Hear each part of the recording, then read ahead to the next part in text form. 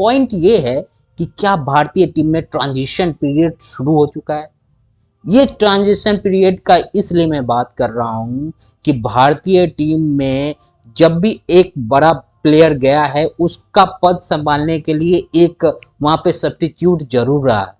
और यहाँ पे भारतीय टीम की जो स्थिति, आप अगर फॉरेन में हार रहे हो वो कोई उतना प्रभाव नहीं डालता। अगर आप घर में हार रहे हैं ये सोचने वाली बात है। ये बहुत सीरियस नोट है। अगर आप घर में हारने लग गए तो ये बहुत ही सीरियस नोट है। आप अपने घरेलू पिच पे हार रहे हैं तो यहाँ पे सोचना पड़ेगा कि गलती कहाँ पे है।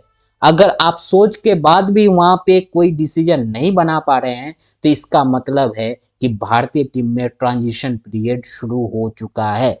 आप इसे एक्सेप्ट करें या ना करें, लेकिन भारतीय टीम में ट्रांजिशन पीरियड शुरू हो चुका है।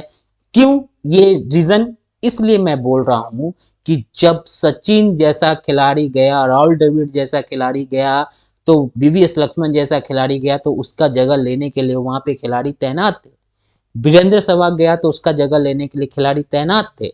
वहां पे आपको विराट कोहली मिल जाते हैं, वहां पे आपको चेतेश्वर पुजारा मिल जाते हैं, वहां पे आपको अजिंक्य रहाणे मिल जाते हैं, वहां पे आपको मिल जाता है रोहित शर्मा जो कि हार्ड हिटिंग बल्लेबाजी करता है वनडे में। वहां पे आपको विराट कोहली मिलता है जो कि तीनों फॉर्मेट में जबरदस्त खेलते हैं। वहां पे आपको चेतेश्वर पुजारा मिल जाते हैं जो कि वाल की तरह भारतीय टीम को टेस्ट में संभालने का काम करते हैं। अजिंक्य रहाणे आपको मिल जाते हैं जिनमें वो क्वालिटी होती है जो कि जो क्वालिटी वहां वीरेंद्र सहवाग में हुआ करता था, थोड़ा सा तेज, थोड़ा सा क्लास, उस तरीके की बल्लेबाजी से भारतीय टीम वहां पे संभलती है। वहां पे भारतीय टीम वो जो महान खिलाड़ी थे उनके जाने के बाद ये जो प्लेयर आए इन्होंने टीम को संभाला, इन्होंने टीम को आगे ले जाने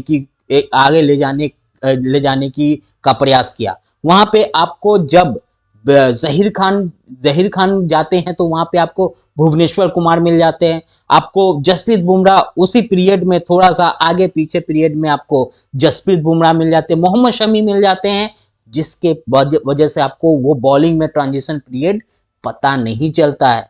लेकिन अब सीरियस नोट पैदा हो चुका है। अब आप मानो या ना मानो ये आपके अपने थॉट प्रोसेस पे है, लेकिन मेरे हिसाब से भारतीय टीम में ट्रांजिशन पीरियड स्टार्ट हो चुका है। ये ट्रांजिशन पीरियड कितना लंबा चलेगा ये कोई नहीं जानता है।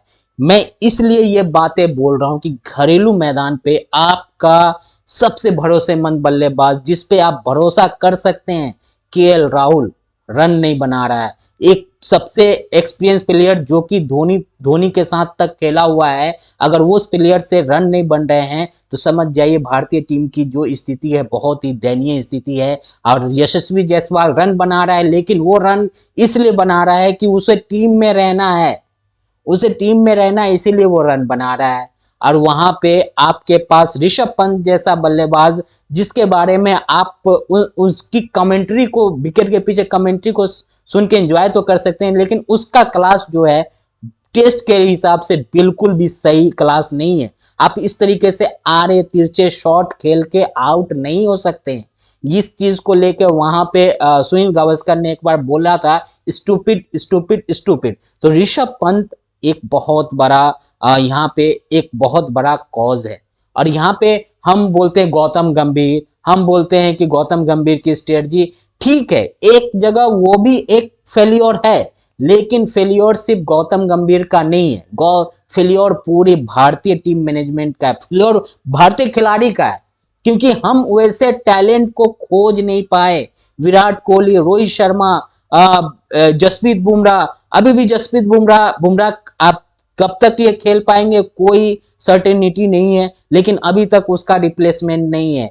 हम मोहम्मद शमी को बैठा चुके हैं, हमारे पास ऐसा एकदम नए नवेले खिलाड़ी को लेके आ रहे हैं, और इसमें सारा गलती मैं गौतम गंभीर को नहीं दे सकता। सभी लोग बोल रहे गौतम गंभीर को नहीं दे सकता। वहां पे रवि शास्त्री जैसा कोच जो कि ना कुछ करके भी टीम को जिता देता था, रीजन बिहाइंड द रीजन ये था कि वहां पे उनके पास विराट कोहली इन्फॉर्म थे, वहां पे उनके पास रोहित शर्मा इन्फॉर्म थे, वहां पे उनके पास अजिंक्य रहाणे इन्फॉर्म थे, चेतेश्वर पुजारा इन्फॉर्म थे, मोहम्मद शमी अच्छे विकेट निकाल रहे थे, भुवनेश्वर कुमार का जो दूसरा था नकल बॉल था उसको पढ़ना मुश्किल हो रहा था, वहां पे आपके पास बॉलर में यूजी चहल थे, वहां पे आपके पास बॉलर में हरभजन सिंह थे।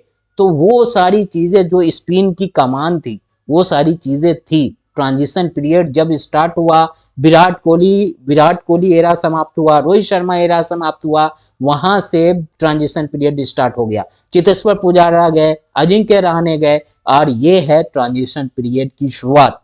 अब ये ट्रांजिशन पीरियड कितना लंबा चलेगा ये कोई नहीं जानता है। इसी ट्रांजिशन पीरियड से पिछले 10 साल से श्रीलंका जूझ रही है, क्योंकि महिला जवर्दने गए, उनके पास कुमार संकारा गए, मलिंगा गए, उन्होंने अभी तक कोई रिप्लेसमेंट नहीं लाया है। अभी स्थिति ऐसी हो गई है श्रीलंका की टीम जिम्बाब्वे तक से हार जा रही है। श्रीलंका की टीम कोई टेस्ट प्लेइंग नेशन के अगेंस्ट खड़ी नहीं हो पा रही है। रीजन है इनका ट्रांजिशन पीरियड बहुत लंबा हो चुका है और ये अभी तक कोई भी प्लेयर ढूंढ नहीं पाए हैं जो कि महिला जवर्दने या कुमार संकारा या मलिंगा इनकी जगह ले सके। ये ट्रांजिशन पीरियड किसी भी देश की क्रिकेट को बिल्कुल बर्बाद करके रख देता है। वही चीज पाकिस्तान के साथ हो रहा है, वो भी ट्रांजिशन पीरियड से गुजर रहे हैं, क्योंकि 2017 के बाद इनके पास वैसा कोई खिलाड़ी आया नहीं। मोहम्मद हफीज गए, शोएब मलिक गए, उनके पास शोएब मलिक के साथ तो उनके पास मोहम्मद आसिफ गए, तो ऐसे ऐसे खिलाड़ी चले गए जिसके वजह से उनका मोहम्मद आमिर गए, तो उनका भी ट्रांजिशन पीरियड चल रहा है। ये ट्रांजिशन पीरियड बहुत ही लंबा चल रहा है। पाकिस्तान भी लगभग 10 साल से ट्रांजिशन पीरियड में गुजर रहा है। खिलाड़ी आते हैं उनको महान बना दिया जाता है, उससे आप मैच नहीं जीत सकते। सिर्फ नाम का महान बना दिया, हाँ हमारे पास ये खिलाड़ी है, ये तोप है। एक दो मैच, एक दो सीरीज में चलने से प्लेयर नहीं होता है। विराट कोहली अगर विराट कोहली है तो एक दो सीरीज से विराट कोहली नहीं बना है।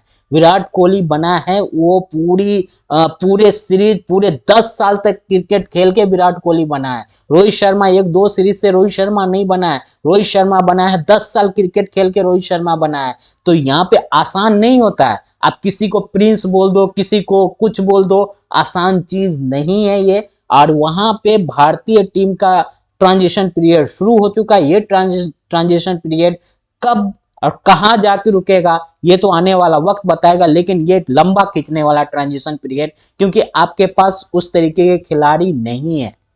नहीं, आप कितना भी आप जोर लगा लो कि नहीं हमारे पास शुभमन गिल है, शुभमन गिल आपको एक दो सीरीज जिता के दे सकता है, आप उस पर कंटिन्यू भरोसा नहीं कर सकते। मैं लिख के दे देता हूं, शुभमन गिल की दशा जो होने वाली है ना, वो सचिन का जो दशा हुआ था 1996-97 में, जब सचिन को कप्तानी, इसी एज में कप्तानी सौंपी गई थी, 24-25 साल की एज में। सचिन तेंदुलकर का परफॉर्मेंस बिल्कुल डाउन हुआ था। सचिन तेंदुलकर का ऐसा कंडीशन हो गया था कि उनको टीम से बाहर ले जाने का नौबत आ गया था। वो भी इसलिए उस समय भी सचिन तेंदुलकर की कप्तानी में वेस्ट इंडीज में भारतीय टीम 120 रन चेज नहीं कर पाई थी, और अभी शुभमन गिल की कप्तानी में 123 रन चेज नहीं कर पाई भारतीय टीम। तो आप समझ सकते हो शुभमन गिल को कप्तानी देके आप अच्छा नहीं कर रहे हो। एक अच्छे खिलाड़ी का आप कैरियर डुबाने के चक्कर में बैठे हुए हैं। शुभमन गिल कप्तानी मटेरियल नहीं है। सचिन तेंदुलकर कैप्टेंसी मटेरियल नहीं थे।